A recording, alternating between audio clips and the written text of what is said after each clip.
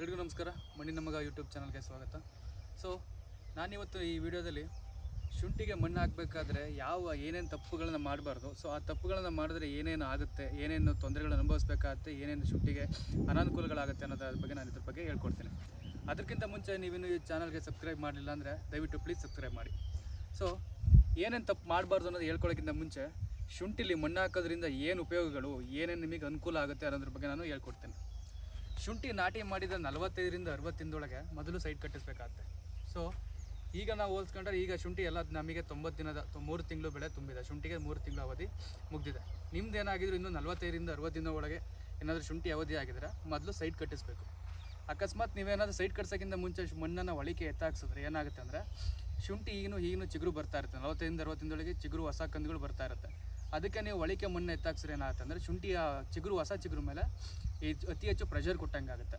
So ನೀವು 45ರಿಂದ 60 ದಿನ ಅವಧಿ ನಿಮ್ಮದು ಏನಾದರೂ ಶುಂಠಿ ಇದ್ದರೆ ದಯವಿಟ್ಟು ಮಣ್ಣನ್ನು ಒಳಿಕೆ ಎತ್ತಾಕ್ಸೋಕ್ಕಿಂತ ಮುಂಚೆ ಬರೀ ಸೈಡನ್ನು ಕಟ್ಟಿಸ್ಕೊಳ್ಳಿ. ಇದು ಸೊ ಈಗ ನೋಡ್ಕೊಂಡ್ರೆ ನಮಗೆ ಶುಂಠಿಲಿ 90 ದಿನ ಅವಧಿ ಆಲ್ಮೋಸ್ಟ್ ಎಲ್ಲರದ್ದು ಕಂಪ್ಲೀಟ್ ಆಗಿದೆ. ಅಂದರೆ 80ರಿಂದ 90 ದಿನ ಅವಧಿ ಶುಂಠಿ ನಡೀತಾ ಇದೆ. ಸೊ ಈ ಅವಧಿಯಲ್ಲಿ ನಾವು ಮಣ್ಣು ಹಾಕೋದ್ರಿಂದ ಏನು ಪ್ರಯೋಜನ ಆಗುತ್ತೆ ಅಂದರೆ, ನೀವು ನಮಗೆಲ್ಲ ಗೊತ್ತೇ ಇದೆ, ಶುಂಠಿ ಡೆವಲಪ್ಮೆಂಟ್ ಆಗ್ತಾ ಆಗ್ತಾ ಆಗ್ತಾ ಆಗ್ತಾ ಏನಾಗುತ್ತೆ ಅಂದರೆ ಆ ಶುಂಠಿ ಮೇಲ್ಪದರ ಮೇಲ್ಗಡೆ ಕಾಣಿಸ್ತಾ ಹೋಗುತ್ತೆ. ಸೊ ನಾವು ಅದಕ್ಕೆ ಮಣ್ಣನ್ನು ಕೊಟ್ಟಂತ ಹೋದಂತೆ ಏನಾಗುತ್ತೆ ಅಂದರೆ ಶುಂಠಿಲಿ ಈ ನಿಮಗೇನು ಕಾಣ್ತಾಯಿದೆ ಈ ಹೊಸ ಟಿಲ್ಲರ್ಸ್ಗಳು ಬೆಳವಣಿಗೆ, ಹೊಸ ಟಿಲ್ಲರ್ಸ್ಗಳು ಜಾಸ್ತಿ ಬರೋದಕ್ಕೆ ಹೆಲ್ಪ್ ಮಾಡುತ್ತೆ. ಆಮೇಲೆ ಇನ್ನೊಂದೇನಾಗುತ್ತೆ ಅಂದರೆ ಅದು ಶುಂಠಿ ಮೇಲ್ಪದರಕ್ಕೆ ಬೆಳ್ಕೊಂಡು ಬರ್ತಾ ಏನಾಗುತ್ತೆ ಅಂದರೆ ಮಣ್ಣಿಂದ ಮೇಲ್ಗಡೆ ಹೊರಗಡೆ ಕಾಣಿಸೋಕ್ಕೆ ಶುರು ಆಗುತ್ತೆ. ಸೊ ಏನಾಗುತ್ತೆ ಆವಾಗ ಕಾಣಿಸೋಕ್ಕೆ ಶುರು ಆದಾಗ ಏನಾಗುತ್ತೆ ಅಂದರೆ ಸೂರ್ಯನ ಬೆಳಕು ಡೈರೆಕ್ಟಾಗಿ ಆ ಹೊಸ ಶುಂಠಿಯ ಮೇಲೆ ಬೀಳುತ್ತೆ. ಹೊಸ ಶುಂಠಿ ಮೇಲೆ ಬಿದ್ದಾಗ ಏನಾಗುತ್ತೆ ಅಂದರೆ ಶುಂಠಿ ಹಸಿರು ಕಲರ್ ಆಗುತ್ತೆ. ಸೊ ಶುಂಠಿ ತನ್ನ ಕ್ವಾಲಿಟಿಯನ್ನು ಕಳ್ಕೊಳ್ಳುತ್ತೆ. ಸೊ ನಾವು ಮಣ್ಣನ್ನು ಕೊಡೋದ್ರಿಂದ ಸೂರ್ಯನ ಬಿಸಿಲಿನಿಂದ ನಾವು ಶುಂಠಿಯನ್ನು ಕಾಪಾಡ್ಕೋಬೋದು. ಆಮೇಲೆ ಇನ್ನೊಂದೇನಪ್ಪ ಅಂದರೆ ನಾವು ಯಾವಾಗಲೂ ರಸಗೊಬ್ಬರಗಳನ್ನು ಮಣ್ಣು ಹಾಕೋಕ್ಕಿಂತ ಮುಂಚೆನೇ ಕೊಡಬೇಕು.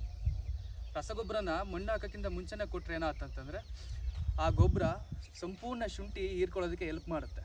ಸೊ ಆಮೇಲೆ ನೀರಿನ ಜೊತೆ ಅದು ರಸಗೊಬ್ಬರ ಕೊಚ್ಕೊಂಡು ಹೋಗೋ ಥರ ಹೆಲ್ಪ್ ಮಾಡುತ್ತೆ. ಇದು ಇನ್ನೊಂದು ಉಪಯೋಗ. ಆಮೇಲೆ ಇನ್ನೊಂದು ಉಪಯೋಗ ಏನಾಗುತ್ತೆ ಅಂದರೆ ಈಗ ನಾವೇನು ಮಾಡ್ತೀವಿ ಈ ಕಡ್ಗಲ್ಲಿ ಏನಿದೆ ಕಳೆಗಳ ನಿರ್ವಹಣೆ ತುಂಬ 100% ಆಗುತ್ತೆ. ಅಂದರೆ ನಾವು ಮಣ್ಣನ್ನು ಎತ್ತಾಕೋದ್ರಿಂದ ಅಲ್ಲಿ ಕಳೆಗಳು ಸ್ವಲ್ಪ ದಿನ ಬರದೇ ಇರೋ ಥರ ಹೆಲ್ಪ್ ಮಾಡುತ್ತೆ. ಇದೊಂದು ಉಪಯೋಗ. ಆಮೇಲೆ ಇನ್ನೊಂದೇನಾಗುತ್ತೆ ಅಂದರೆ ನಾವು ಮಣ್ಣನ್ನು ಹಾಕಬೇಕಾದ್ರೆ ಯಾವತ್ತು ನಾವು ಈಗ ನೀರು ಸರಾಗವಾಗಿ ಹರ್ಕೊಂಡು ಹೋಗೋ ಥರ ಮಣ್ಣನ್ನು ಹಾಕಬೇಕು. ಅವಾಗ ಏನಾಗುತ್ತೆ ಅಂದರೆ ಶುಂಠಿ ಬೆಡ್ಗಳಲ್ಲಿ ನೀರು ನಿಲ್ಲೋದಿಲ್ಲ, ಕಡ್ಗಳಲ್ಲಿ ನೀರು ನಿಲ್ಲೋದಿಲ್ಲ. ಕೊಳೆ ರೋಗ ಬರ್ದಂಗೆ ನಾವು ಈ ಮಣ್ಣನ್ನು ಹಾಕೋದ್ರಿಂದ ನಾವು ಒಂದು ಮಾಡ್ಬೋದು, ಕೊಳೆ ರೋಗ ಬರ್ದಂಗೆ ಒಂದು ನೋಡ್ಕೋಬೋದು ಮಣ್ಣು ಹಾಕೋದ್ರಿಂದ. ಸೊ ಇಷ್ಟು ನಾವು ಮಣ್ಣು ಹಾಕೋದ್ರಿಂದ ಒಂದು ಉಪಯೋಗ. ಆಮೇಲೆ ಹೀಗೆ ಹೇಳ್ತೀನಿ ಅಂದರೆ ನಾವು ಮಣ್ಣು ಹಾಕ್ಬೇಕಾದ್ರೆ ಏನೇನು ತಪ್ಪು ಮಾಡಬಾರ್ದು ಅಂತ ನಾನು ಹೀಗೆ ಹೇಳ್ತೀನಿ. ಸೊ ನಮ್ಮ ರೈತರಿಗೆ ಒಂದು ಅಭ್ಯಾಸ ಇದೆ, ಏನಾಗುತ್ತೆ ಅಂದರೆ ಲೇಬರ್ ಕಾಸ್ಟ್ ಜಾಸ್ತಿ ಇದೆ. ಲೇಬರ್ ಕಾಸ್ಟ್ ಜಾಸ್ತಿ ಇರೋದ್ರಿಂದ ಏನಾಗುತ್ತಪ್ಪ ಅಂದರೆ ಕಡ್ಗಿಗೆಲ್ಲ ನಾವು ಕಳೆನಾಶಕ ಹೊಡಿತೀವಿ. ಏನಪ್ಪ ಅಂದರೆ ಕೆಲವೊಬ್ರು ಏನು ಮಾಡ್ತಾರೆ, ರೌಂಡ್ ಅಪ್ ಹೊಡಿತಾರೆ, ಪ್ಯಾರಾಕಾಟ್ ಹೊಡಿತಾರೆ.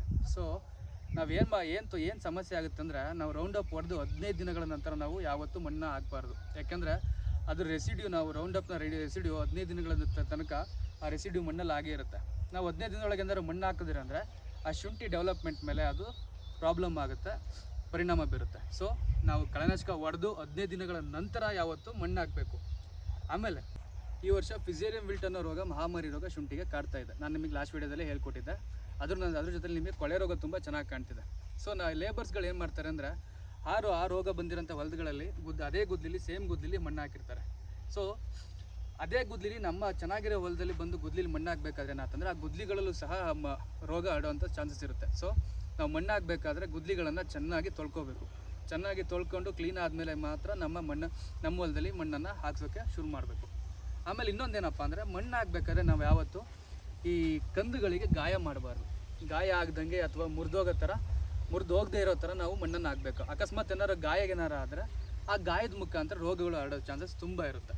ಅದಾದಮೇಲೆ ಇನ್ನೊಂದೇನಪ್ಪ ಅಂದರೆ ನಾವು ಮಣ್ಣು ಹಾಕೋಕ್ಕಿಂತ ಮುಂಚೆ ಯಾವತ್ತೂ ಫರ್ಟಿಲೈಸರ್ನ ಕೊಡಬೇಕು.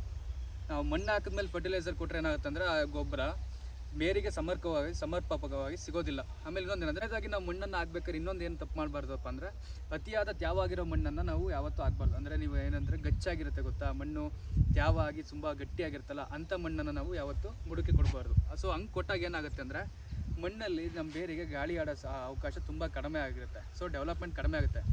ಆಮೇಲೆ ಇನ್ನೊಂದೇನಪ್ಪ ಅಂದರೆ ತುಂಬ ಅಂದರೆ ಒಣಗಿರೋ ಮಣ್ಣನ್ನು ಹಾಕ್ಬೇಡಿ. ಲೈಟಾಗಿ ಸ್ವಲ್ಪ ನೀರು ಹೊಡ್ಕೊಂಡು ಹುಡಿ ಆಗಿರೋ ಮಣ್ಣನ್ನು ನೀವು ಶುಂಠಿಗೆ ಕೊಡಿ. ಸೊ ಆವಾಗ ಕೊಟ್ಟಾಗ ಏನಾಗುತ್ತೆ ಡೆವಲಪ್ಮೆಂಟ್ ತುಂಬ ಚೆನ್ನಾಗುತ್ತೆ. ಸೊ ಇಷ್ಟು ತಪ್ಪುಗಳನ್ನ ನೀವು ಮಣ್ಣು ಹಾಕಬೇಕಾದ್ರೆ ನೀವು ಮಾಡಲೇಬಾರ್ದು. ಸೊ ಈ ತಪ್ಪುಗಳನ್ನ ಮಾಡಿದ್ರೆ ಶುಂಠಿ ಡೆವಲಪ್ಮೆಂಟ್ ಮೇಲೆ ನೇರವಾಗಿ ಹೊಡ್ತಾ ಬೀಳುತ್ತೆ. ಸೊ ಹೋಪ್ ಈ ವಿಡಿಯೋ ನಿಮಗೆ ಇಷ್ಟ ಆಗಿದ್ರೆ ವಿಡಿಯೋನ ಶೇರ್ ಮಾಡಿ, ಲೈಕ್ ಮಾಡಿ. ಮುಂದಿನ ವಿಡಿಯೋದಲ್ಲಿ ನಾನು ಸಿಗ್ತೀನಿ. ಅಲ್ಲಿವರೆಗೂ ಧನ್ಯವಾದಗಳು.